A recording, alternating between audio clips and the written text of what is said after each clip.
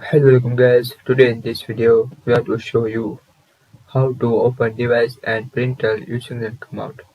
So guys, if you want to open device and printer using the command, so very easy. Firstly click on star plus R key, type here control CONTROL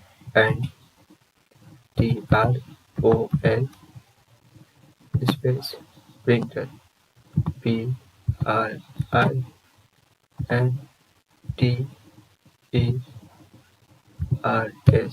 After click on OK.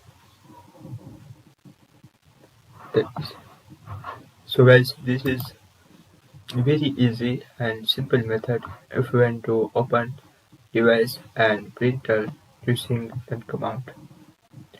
Thank you for watching this video. Please subscribe to my channel for latest update.